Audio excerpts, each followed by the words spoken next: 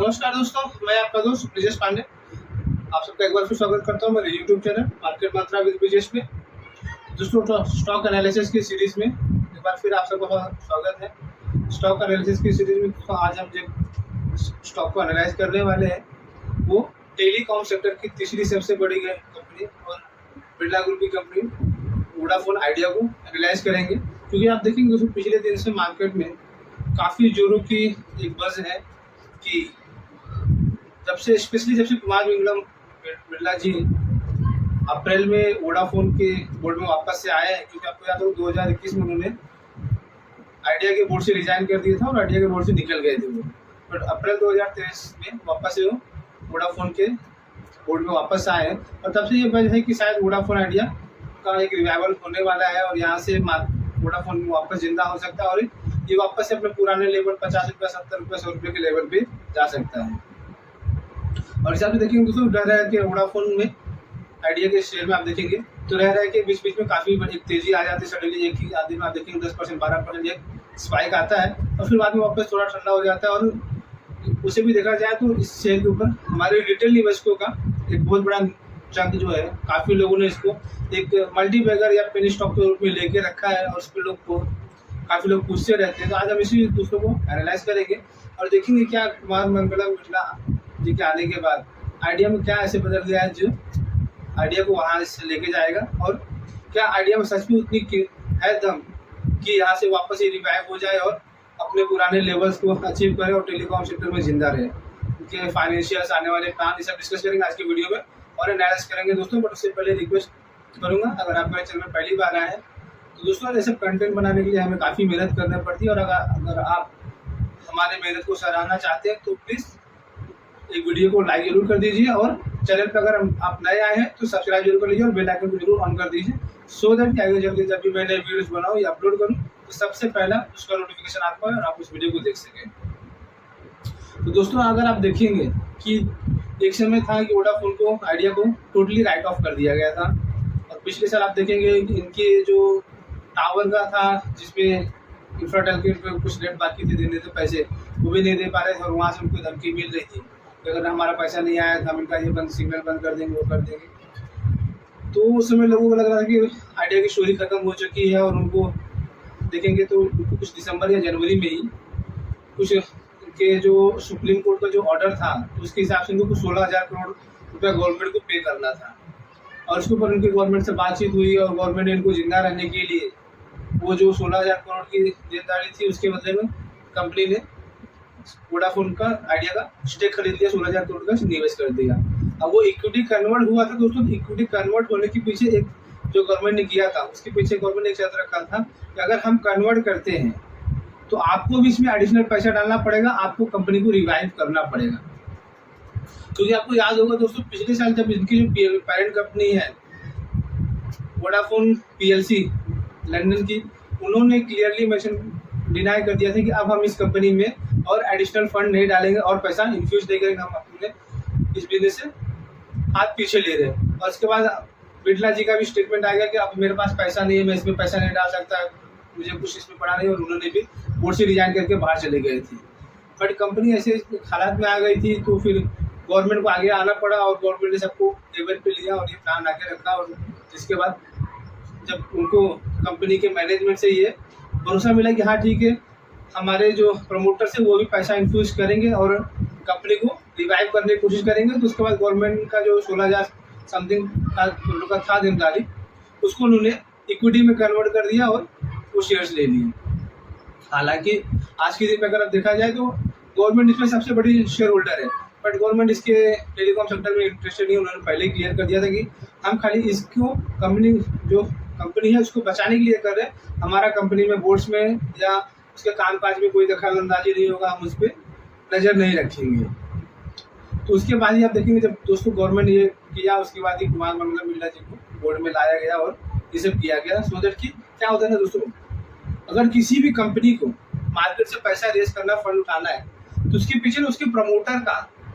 कौन है, उसकी बैकग्राउंड बहुत मायने रखती है। जैसे कुमार बिरला जी का अगर उसमें आता है कि हाँ कुमार बिरला है, इसके पीछे खड़े हैं, वो सपोर्ट दे रहे हैं, तो इस कंपनी को मार्केट से पैसा रेज करना इजी होगा, और यही एक कारण है कि कुमार मंगलम बिरला जी को वापस से बोर्ड में लाया गया है। तो चलिए दोस्तों, अब आगे चलते हैं, थोड़ा और देखते हैं कि इनके कस्टमर बेस, फाइनेंशियल, बाकी अदर एस्पेक्ट एनालाइज करते हैं। तो सबसे पहले दोस्तों, अगर हम आइडिया के कस्टमर बेस को एनालाइज करें कि आज के दिन पे इंडिया में इनके टोटल कितने कस्टमर्स हैं और ये उसको बढ़ा रहे, घटा रहे, और इनके जो मेन कंपटीटर्स हैं भारती एयरटेल और जियो,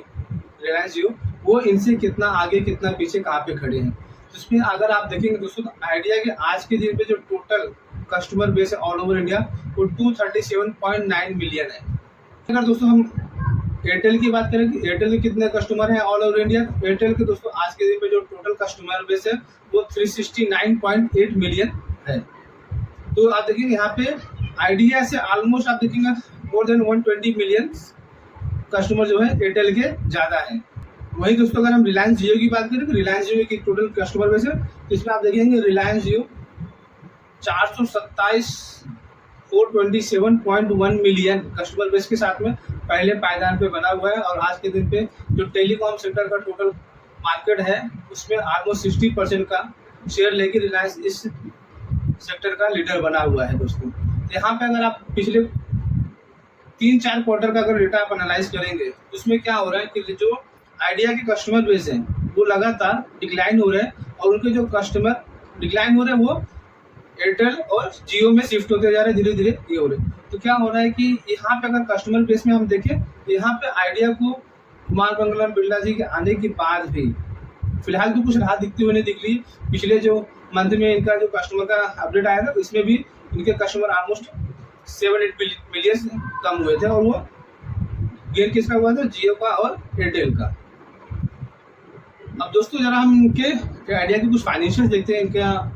सेल्स रिपोर्ट, प्रॉफिट लॉस देखेंगे इसमें क्या है, इसमें कंपनी का क्या मतलब कुछ हो रहा है, सच में ग्राउंड रिपोर्ट में बढ़ती हुई दिख रही है या नहीं हो रही है। तो अगर हम इनकी सेल्स की देखेंगे दोस्तों, सेल्स का हमने इनके पिछले 5 साल का डेटा लिया है कि पिछले 5 साल में इनका रेवेन्यू कैसा ग्रो हो रहा है। तो उसमें आप देखेंगे 2019 में जो इनका टोटल रेवेन्यू था वो करीब 37,000 करोड़ का था, और 2020 में आप देखेंगे तो 2020 में इसमें एक अच्छी खासी ग्रोथ दिखी, और ये जो इनका रेवेन्यू था वो 37,000 करोड़ से बढ़ के 44,957 करोड़ पे पहुंच गया। और 2021 में अगर आप देखेंगे तो 2021 में वापस से इसमें डिक्लाइन आ गया ऑलमोस्ट 3,000 करोड़ का, और आप उसमें देखिएगा तो उनका जो डिक्लाइन था वो 41,952 करोड़ हो गया टोटल रेवेन्यू 2021 में। और 2022 में फिर और भी गिर गया दोस्तों, 2022 में भी आप देखेंगे ऑलमोस्ट 3-3.5 करोड़ का वापस से इसमें डिक्लाइन दिखा, और ये इनका टोटल रेवेन्यू जो था वो 38,515 करोड़ पे पहुंच गया। हालांकि दोस्तों 2023 के आप देखेंगे फाइनेंशियल ईयर में, 2023 के फाइनेंशियल ईयर में इनका जो टोटल रेवेन्यू था वो उसमें बढ़ोतरी दिख रही है आपको, और उसमें आप देखेंगे तो उसमें टोटल रेवेन्यू इनका 42,177 करोड़ दिख रहा है। इसमें आप देखेंगे 38,000 से 42,000 करोड़, मतलब यहाँ पे 3,500 करोड़ की आपकी बढ़ोतरी दिख रही है in terms of revenue. But ये रेवेन्यू बढ़ा है तो क्या ये रेवेन्यू इनके प्रॉफिटेबिलिटी में भी रिफ्लेक्ट हो रहा है? तो अब दोस्तों इनके पिछले 5 साल के प्रॉफिट लॉस स्टेटमेंट देखते हैं कि प्रॉफिट लॉस में क्या करी था। अगर हम प्रॉफिट लॉस में जाएंगे दोस्तों तो आप देखेंगे कि पिछले 5 साल से कंपनी लगातार लॉस ही कर रही है और कंपनी घाटे में है, जिसकी वजह से आप देखेंगे कंपनी के ऊपर इतना बर्डन बढ़ते जा रहा है। तो कंपनी का हम 2019 का देखेंगे दोस्तों, 2019 में इनका जो टोटल लॉस था वो करीब 14,800 करोड़ का था, और 2020 में आप देखेंगे 2020 में इस लॉस में बहुत ज़्यादा बढ़ोतरी हो गई और इनका टोटल लॉस हो गया 74,233 करोड़ पहुँच गया। ये 2019 में दोस्तों इनका जो 3G का या 4G का जो भी था इनका टैरिफ को जो डिपॉजिट दे रहे थे वो इनको पे करने पड़े, जिसकी वजह से आप देखेंगे ये इतना बड़ा इनको लॉस दिख रहा है। फिर 2000 अगर हम 20 में देखेंगे दोस्तों फाइनेंशियल ईयर में, तो 2020 में इनके लॉस में रिकवरी दिखी और इनका टोटल लॉस जो था वो 44,464 करोड़ हो गया। और 2022 में हम देखेंगे दोस्तों, 2022 के फाइनेंशियल ईयर में इनका जो टोटल लॉस था वो 28,246 करोड़ था। अगर आप देखेंगे दोस्तों तो 2019-20 के बाद इनके जो प्रॉफिट लॉस है उसमें लॉस में लगातार कमी हो रही है, लॉस इनका कम हो रहा है। और 2023 का फाइनेंशियल ईयर का जो अभी दोस्तों खत्म हुआ है, इसमें अगर हम देखेंगे तो इसमें इनका जो टोटल लॉस आया है वो 29,301 करोड़ का आया है। तो इन टर्म्स आप देखिए प्रॉफिट लॉस स्टेटमेंट में देखिए दोस्तों अभी भी इनके लॉस काफ़ी बड़े खड़े हैं बैलेंस शीट में, और इसको ऊपर इनको रिकवरी करना है, क्योंकि देखो जब तक कंपनी दोस्तों लॉस से प्रॉफिट में नहीं आएगी, कंपनी के जिंदा होने के चांसेस नहीं। हालांकि पिछले कुछ साल का अगर ट्रेंड देखें तो ऐसा लग रहा है कि शायद कंपनी कुछ लॉस रिकवर कर रही है, बट अभी भी बोलते हैं ना सर दोस्तों, दिल्ली बहुत दूर है, तो वैसे इसमें भी लग रहा है आइडिया में भी कि दिल्ली अभी यहाँ से फिर भी अभी काफ़ी दूर दिख रही है। तो दोस्तों जैसे मार्केट में काफ़ी अटकलें चल रही हैं कि आइडिया का शेयर वापस से अपने पुराने भाव टेस्ट कर सकता है, वापस शायद 50 रुपया, 70 रुपया, 100 रुपया हो जाए। तो आज जब समझते हैं अगर यहाँ से वोडाफोन 50 रुपया, 70 रुपया या 100 रुपया जाएगा तो इसका क्या इफेक्ट होगा इसके मार्केट कैप पर, उस पर। उसमें देखिए आज के दिन पे दोस्तों वोडाफोन आइडिया का शेयर का प्राइस है कितना, 7 रुपीज़ 80 पैसा, और उसके हिसाब से इसका जो मार्केट कैप है अप्रॉक्स 38,000 करोड़ के आसपास में आ रहा है। दोस्तों अगर यहाँ से वोडाफोन आइडिया 50 रुपया हो जाता है तो 50 रुपया यहाँ से अगर होता है तो इसका मार्केट कैपिटलाइजेशन जो हो जाएगा 2,43,000 करोड़ के पार चला जाएगा। और वही दोस्तों अगर इसका शेयर का प्राइस 70 रुपया हो जाता है, 70 रुपया होने पर दोस्तों इसका जो मार्केट कैपिटलाइजेशन हो जाएगा टोटल 3,40,690 करोड़ हो जाएगा। और 100 रुपया अगर शेयर का प्राइस जाता है दोस्तों, 100 प्राइस जाने के लिए यहाँ से आइडिया के उसका टोटल मार्केट कैपिटलाइजेशन हो जाएगा 4,86,700 करोड़ रुपया। इस हिसाब से अगर आप देखेंगे दोस्तों तो यहाँ से अगर शेयर इनके प्राइजेस को, वोडाफोन के प्राइस को यहाँ से 5 गुना, 10 गुना, 20 गुना बढ़ना है, इनके प्रॉफिट को भी उतना बढ़ना पड़ेगा कंपनी, जबकि आज के दिन पे लॉस है। और अगर मार्केट कैपिटलाइजेशन की बात करें दोस्तों, आज के दिन पे एयरटेल का जो टोटल मार्केट कैपिटलाइजेशन है 4,75,000 करोड़ है, और जियो का अगर रिलायंस में हम सेपरेट जो वैल्यूएशन किया जाता है वो करीब 6-6.25 लाख करोड़ के आसपास में किया जाता है कि जियो की वैल्यूएशन आ रही है। तो अगर समझ लो दोस्तों अगर ये 100 रुपया, 70 रुपया जाता है तो क्या हो जाएगा, ऑलमोस्ट एयरटेल के पास में पहुंच जाएगा या एयरटेल से बड़ा भी हो जाए। तो आज के दिन पे इनके जो फाइनेंशियल अभी दिख रहे हैं और आने वाले दिन में जो समय आ रहा है तो इसमें ऐसा फिलहाल तो नहीं दिख रहा है कि ये कंपनी जो है आने वाले समय में एयरटेल या जियो के मार्केट कैपिटलाइजेशन के बराबर पहुंच सकती है, वहां तक नजदीक भी जा सकती है। अगर अब हम दोस्तों आइडिया के शेयर होल्डिंग पैटर्न देखें कि शेयर होल्डिंग में क्या, क्योंकि देखो अगर किसी कंपनी में रिवाइव होने वाला है और उसके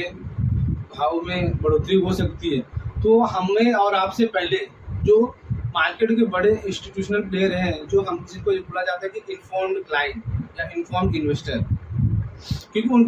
उनके पास हमसे ज़्यादा अंदर की नॉलेज, इन्फॉर्मेशन, स्टडी करने की हर चीज़ उनके पास ज़्यादा होती है। तो क्या वो इस शेयर में अगर ऐसा लग रहा है मार्केट में, क्या वो इसमें खरीदारी कर रहे हैं? तो देखते हैं दोस्तों उनके मार्केट,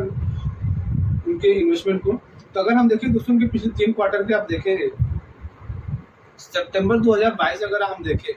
तो सितंबर 2022 में हम देखें दोस्तों इनमें जो एफआईएस की होल्डिंग थी वो 3.53 और डीआईएस की होल्डिंग 0.68% और पब्लिक होल्डिंग जो थी 20.8% की थी। और दिसंबर क्वार्टर में अगर आप देखेंगे तो दोस्तों दिसंबर क्वार्टर में एफआईएस की होल्डिंग ऑलमोस्ट वही स्टडी रही, डीआईएस की होल्डिंग थोड़ी बड़ी 1.27% और पब्लिक की होल्डिंग भी ऑलमोस्ट वही रही 20.14% के पास में। और मार्च क्वार्टर में आप देखेंगे दोस्तों, मार्च क्वार्टर में एफआईएस की होल्डिंग कम हो गई, जो 3.59 थी वो 2.28 हो गई, और डीआईएस की होल्डिंग 33.72% बढ़ गई। मतलब यहाँ पे अगर आप देखेंगे तो ऑलमोस्ट 30 टाइम्स का डीआईएस की होल्डिंग में ग्रोथ है। और पब्लिक की होल्डिंग आप देखें तो पब्लिक की होल्डिंग दोस्तों यहाँ पे जो 20% थी वो 20% से घट करके 13.64% हो गई। इसमें दोस्तों एक ट्रिक है, आप देख रहे हैं डीआईएस की इतनी होल्डिंग होती है, डीआईएस आप जैसे मैंने स्टार्टिंग में बताया वीडियो में कि इसी क्वार्टर में गवर्नमेंट ऑफ इंडिया ने इनके शेयर में 16,000 करोड़ का निवेश किया, उनके शेयर खरीदे 16,000 करोड़ के, ताकि कंपनी को बचाया जा सके और कंपनी जिंदा रहे। वो जो 16,000 करोड़ का गवर्नमेंट ने डाला ना दोस्तों, वही यहाँ पे आपको डीआईएस में दिख रहा है, जिसकी वजह से ये डीआईएस की इतनी बड़ी होल्डिंग दिख रही है। तो क्या होता है कि काफ़ी लोग जो मार्केट में मिसलीडिंग करते हैं यही दिखाते हैं कि देखो सडनली डीआईएस ने इतना शेयर खरीद लिया है, मतलब शेयर का भाव बहुत ज़्यादा बढ़ने वाला है, डीआईएस को पता चल गया है। तो ऐसा नहीं है, आप उसकी चीज़ को पूरा समझिए।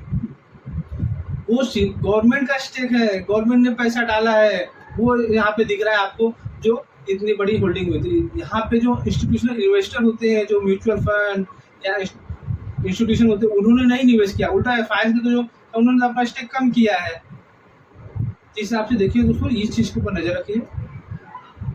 फिलहाल इस डेटा से, शेयर होल्डिंग के पैटर्न से भी हमें कोई ऐसा इंडिकेशन नहीं मिल रहा है कि इस मार्केट में, इस कंपनी में रिवाइव होने वाला है और आगे चल के रास्ता अच्छा दिख रहा है। दोस्तों, टेलीकॉम जो कंपनीज होती हैं उनमें ना ARPUs, एवरेज रेवेन्यू पर क्लाइंट, ये बहुत क्लोजली मॉनिटर किया जाता है। जैसे हम बैंकिंग में NPA देखते हैं और NII देखते हैं, दूसरे सेक्टर्स में हम EPS देखते हैं, ROE देखते हैं, तो वैसे टेलीकॉम सेक्टर में इनका जो सबसे इम्पोर्टेंट डेटा होता है जिसके ऊपर नज़र रखनी चाहिए वो होता है इनका ARPUs, एवरेज रेवेन्यू पर क्लाइंट। तो अगर हम उस पर हम देखें दोस्तों, क्या यहाँ पे इनका जो एवरेज रेवेन्यू पर क्लाइंट है वो बढ़ रहा है और वहाँ से कंपनी की